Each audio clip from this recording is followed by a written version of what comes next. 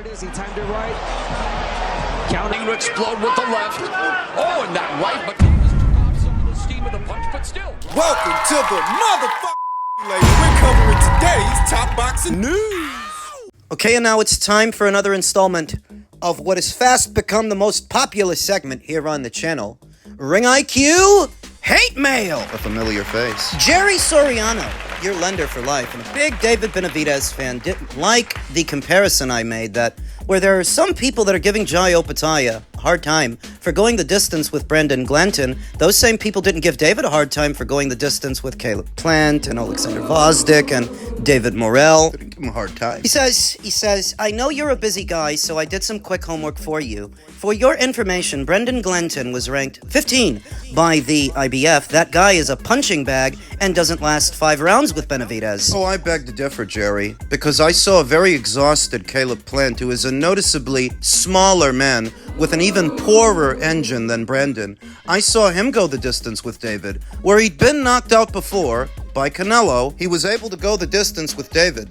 So why am I supposed to believe that the David, who couldn't knock him out, is supposed to be able to knock out a bigger man and Brandon? Jerry continued, IQ News, is this your latest and new shiny king? Went 12 with the 15-ranked IBF contender. Say it with your chest and stand on it. This guy's got an obsession. What is it specifically that he aspires to gain by initiating these rousing debates about his favorite subject, David Benavidez? He wants my seal of approval. He wants me to talk about David the way I've talked about some other fighters. The problem is, those fighters have proven their worth to me, their value. David has not. And I can only return to the original point I made, which started this entire debate, that David Benavidez was not able to knock out a smaller man in Caleb Plant, a smaller, older man in Alexander Vosdick, and a less experienced man, also smaller, Smaller than Brandon and smaller than Jai. in David Morrell, simultaneously less experienced than both. The same David Morrell that caused David Benavidez to lose his footing and scored a knockdown. I am to believe that the David Benavidez that could not stop any of those 3 fighters now moves up to cruiserweight and stops Brandon or stops Jai. Is that it? I'm sorry to tell you this, but I don't have the time or the interest for this discussion because I don't know that David is going to fight either of them. David Benavidez already started looking for reasons to not fight Jai Opetaia a little over a week ago, 2 weeks ago. So that's another fight that I don't expect to see happen. What you seem to forget is I called this move that David is now making well over a year ago, close to 2. While it was you that was trying to convince me that he would do this and that to Dimitri or he would do this and that to Artur, I said, that guy's not going to be at light heavyweight very long. And before you know it, he's going to move up to cruiser to fight Zerto because that makes for a safer fight. And that's what he did. That's what I told you. So that when I now tell you that I don't even think he's going to fight Jai Opetaia, you should probably listen before you end up wasting a lot of your time and mine. Been trying to sell me this guy for a very long time, but I've been right about him at every turn. I've been right. These guys don't like boxing, you can tell. They like narratives, they like storylines, and they like characters. They like arguing more than they like boxing, because if it were about boxing, it would be a lot more simple. If it were about the boxing, you'd be the one urging your favorite fighter, David Benavidez, to fight Jai Opetaia immediately after, to silence the critics like me, the naysayers. But you're not going to do that. What you're going to do is come here, start talking about ranks and sanctioning bodies. Where did they rank this guy and where did they rank that guy? As if it takes away from the fact that David Benavidez could not knock out smaller men than Brandon Glanton. Smaller guys. Older guys, some of which have been knocked out before. He couldn't do it. Where he couldn't knock out a damn near 40-year-old Alexander Vosdick. You know who did knock him out? Better beef? We don't even got to bring up Better Beef anymore. Radavalle Kalajdzic, Hot Rod, a goddamn gatekeeper, was able to knock out the Vosdick that your guy couldn't knock out. So what do you want from me? The Hot Rod that David Morrell could not knock out? The David Morrell that David Benavidez could not knock out? Are you fucking joking? Is this the part where I'm supposed to go back and forth with you for weeks and months on end about a fight that likely isn't going to materialize? The part where you start calling into the boxing voice morning after morning, complaining about me and my perspectives that you willfully seek out? Jerry, from the moment you relocated over to Colombia, I think it is, nothing has changed. David hasn't done anything in your absence that would sway my favor. He only does what he's expected to do. I expected him to beat David Morrell. I expected him to beat Anthony Yard. Maybe some nuances as to how he did it, but he did it, and I said that he would. So why are you still trying to sell me this guy? Because Jai went the distance with Brandon. Well, then you should be a lot more forgiving of Jai Opetaia, since you're always apologizing for David when he does it against smaller, older men. Would have been tough for Usyk too. Absolutely. Speaking, you know, now that you bring it up, Brett, when you said Klitschko's stylistically very difficult when you to said beat. that Ali took out two generations, I thought about the same thing. I was like, if Usyk had beaten Klitschko, then you have a real case for him being. Oh, but it would have been an old Klitschko. It doesn't matter. No, but Klitschko, I'd say, you know what? Klitschko does beat Usyk. Klitschko is a natural super heavy, sharp, powerful. Yeah. Which Klitschko? Klitschko, yeah. No, I'm saying which one? Vladimir. Vladimir. Vitaly, I think, is too awkward. He's tough, but he's not good enough. I don't think Vitaly's good enough. He's awkward, but he's tough. He's not good enough. Vitaly was an SOB, man. He was tough. You guys are going to disagree with me, but I always think Vitaly was the better fighter. He might, stylistically, depending. You know what I mean? Like, he's more durable. Yeah. But I don't think that matters against Usyk, because Usyk's durable, too. Yeah, I think with better chin. Yeah, I get it. Better but Usyk, chin, he wouldn't be able to box with Usyk, though. Way he wouldn't. rougher. While Vladimir will be able to box with Usyk. Vladimir, But you with don't that height think Vitaly and could big make it right super hand. rough on him and physical?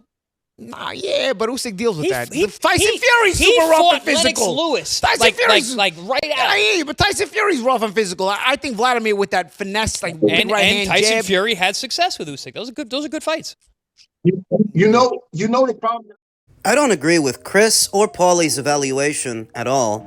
In fact, I think Alexander Usyk would do to Vladimir what he did to Anthony Joshua in 2 fights. He might do worse. He might actually stop Vladimir. Vladimir, who I'm actually a fan of, but he was stopped about 3 or 4 times throughout his career. Stopped by Lamont Brewster. Stopped by Ross Purity. Stopped by Corey Saunders. It just so happens that Corey was a southpaw. Usyk is a southpaw. Corey Saunders.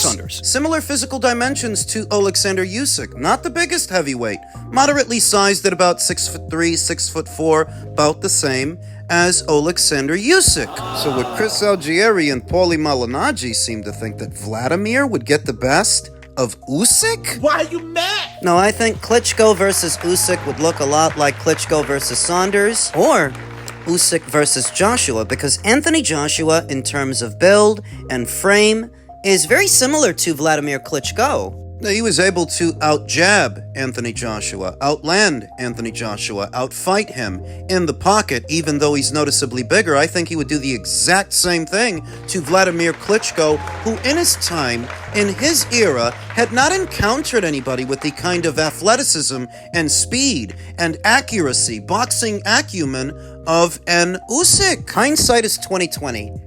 And by now we know that Usyk is a very special fighter. That's what time has told us, to where when we look back upon Vladimir Klitschko's era of fighters, there wasn't any one semblant of an Usyk running around. Because if there were, they likely would have beat Vladimir Klitschko too, because 4 other guys did, and they weren't as good as Usyk. Why are you mad? What motivates this very tenuous evaluation of a fight, a fantasy fight, between top Ukrainian heavyweights, top Ukrainian fighters? I sense a microaggression in there. I sense that the media's love affair with Alexander Usyk has come to an end due to his recent decision to forego a fight with Fabio Wardley and forego a fight with Agit Kabayel in favor of a novelty fight with Rico Verhoeven. What the fuck are you talking about? I'm telling you that I think they're mad at Usyk over who he's fighting next. Why are you mad? Mad enough that they're pretending to be Vladimir Klitschko fans, when anybody who's old enough knows that the American media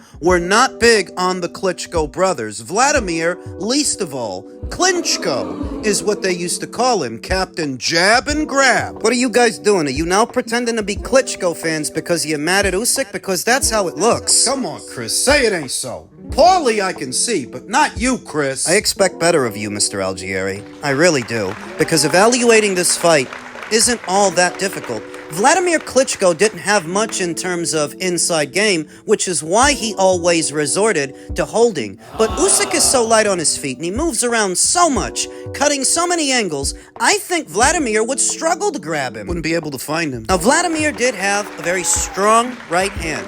and a halfway decent left hook. 53 fucking knockouts. But if you watched Vladimir in action, in his prime, you'll know that he had a tell. Before he would launch that leaping left hook, he'd do a little shuffle, give it away that he's about to throw it with his feet. If a piece of shit like me can notice that, you think Usyk can't? Just a piece of shit like me. Usyk figured out Anthony Joshua. He figured out Tyson Fury. He would figure out Vladimir Klitschko. All the evidence points to an Alexander Usyk win. It's just a question of how. Is it a decision win or a win by way of knockout? Because Vladimir, he didn't take the best punch. Oh, No, he didn't. He got stopped 4 times. Usyk has proven he has stopping power as a heavyweight. So what the fuck are we talking about? What are we talking about? Are you guys mad? Are you so mad that Usyk is fighting Rico that you're now pretending to be Klitschko fans? There are no honest opinions in the American boxing space, no honest boxing takes in the United States. There's not a lot that you're going to hear on this side of the Atlantic Ocean that isn't full of bullshit and agendas. There's not. I actually agree a little bit with Stephan Breadman Edwards that perhaps Vitaly, because he was more durable, more awkward, and simultaneously more aggressive, maybe he would have given Usyk a better fight. But Vladimir goes down, baby. He goes out. If I had to volunteer an old-era heavyweight that I think could not only give Usyk a lot of problems, but actually beat him, because I don't think anyone is unbeatable, on a long enough timeline, if you stick around, yeah, everybody loses. Why? Father Time is undefeated, and if you stay in this sport longer than you need to, that can happen. The guys who retired undefeated are the guys who knew when to bow out. That's Rocky Marciano. That's Floyd Mayweather. Andre Ward. Do you think Andre Ward would have stayed undefeated if he had to fight Vosdik, if he had to fight Bivol and Beterbiev, the Eastern European invasion? Joe Frazier. Mike Tyson. If you want me to volunteer old-era heavyweights that I think could beat Usyk in a vacuum, in a time machine, it would be Joe Frazier and Mike Tyson, because they are both pressure fighters, and pressure is the way to get to Usyk.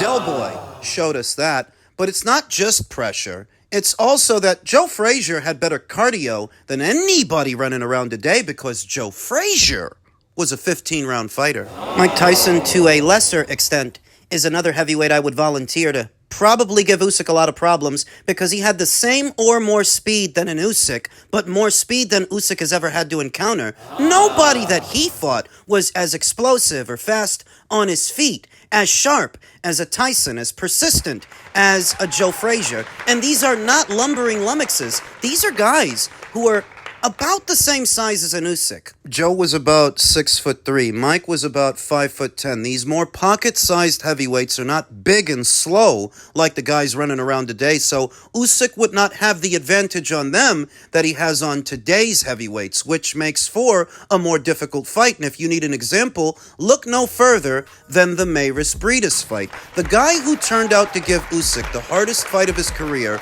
wasn't a giant. It was a guy about the same size as him. Just in keeping with the theme of all things Alexander Usyk, he's made a dramatic U-turn as he now claims he's only got 3 fights left and he's named 3 potential opponents. Alexander Usyk now wants to face Fabio Wardley. If he beats Daniel Dubois as part of his final 3 fights, heavyweight great Alexander Usyk is now at the back end of his stellar career at the age of 39, which is already pushing it, even for a heavyweight.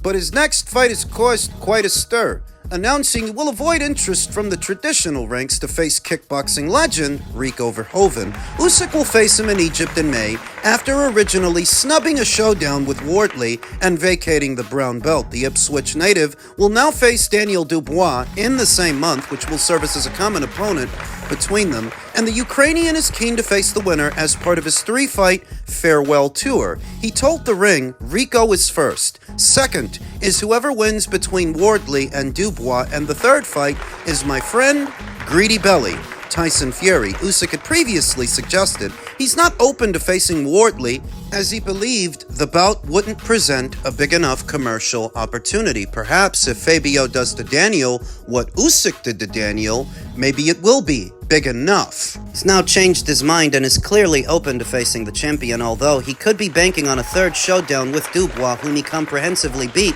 last July. If Daniel emerges the victor in the Wardley fight, I do not expect Alexander to box him again. As TalkSport revealed, Dubois' camp are open to the trilogy and believe he can still become the first fighter to beat the Cat, as Usyk is eloquently dubbed. A trilogy with Fury almost seems certain in the future, given the Gypsy King has decided to return after losing twice to the Ukrainian. The pair have made regular public exchanges over their clash, but will hope more belts can be on the line first. Usyk must have a screw loose entertaining the idea of giving these guys that are younger than he is, and noticeably bigger, another crack at the apple? Tyson Fury is also looking to force his way into a title shot, and Fabio has already agreed to a clash if he beats Makhmudov. This could present an untimely obstacle. In truth, it may also be a challenge for Usyk to enforce the clashes unless he sacrifices his titles along the way. And for Usyk to face Wardley or Dubois next, he may be forced to vacate his WBC or WBA titles with pressure from title holders Murat Gassiev and Agit Kabayel. Gassiev's camp are already putting pressure on Usyk to be stripped of the title. Bear in mind, Usyk already beat Murat Gassiev, and that may influence the WBA's decision to take a title from him to give it to a guy that he beat, and a guy who's not going to bring them bigger sanctioning fees than Usyk would if he hangs on to their title, because that matters as well. It matters to the WBA like it matters to the WBC. Whoever gets them more money. Agit Kabayel has demanded after a long wait that he is next in line as soon as Usyk defends his belts. Promoter Cali Sauerland has also put pressure on the third belt, the IBF, demanding that it be on the line in the Derek Chisora versus Deontay Wilder fight early next month. I mean, the WBC and the WBA are sister organizations, and you get the sense that whatever decision they make, it's going to be geared towards whatever gets them the most money. So as long as Usyk is paired up with Turki El Sheikh, irrespective of who he's fighting and defending the titles against, do you trust them to strip him of those belts to give them the guys that aren't going to bring them as much money? Agit Kabayel, Murat Gassiev, you will not get from them what you're now about to get from Usyk. I don't really have the stomach for a third Tyson Fury versus Alexander Usyk fight. I see no need for it. Even if Tyson Fury beats Fabio Wardley, which is the fight I would prefer to see. After that, let's say Fury wins. I don't really want to see him run it back with Alexander Usyk. I would want to see him, ideally, fight Anthony Joshua for what would be the WBO title. There is an inherent problem with that scenario, though. Now that lines have been drawn in the sand, and Fury has aligned himself with Zuffa and Turki El Sheikh while Anthony remains on the Matchroom and DAZN side of things, is such a fight feasible, and do we end up seeing an Usyk trilogy instead? I don't really want to see that. I don't think anybody really wants to or needs to see a third Fury versus Usyk fight. Fury versus Wardley, Fury versus Joshua. I can go for that. Usyk versus Wardley, or Usyk versus Kabayel. I could go for that. It's all really going to boil down to whatever fight Turki El Sheikh decides to pay for, because he's the one paying for the Rico fight. And he's the only one kicking out the kind of money that Usyk is looking for at this late stage in his career at 39 years old. It really all boils down to Turkey.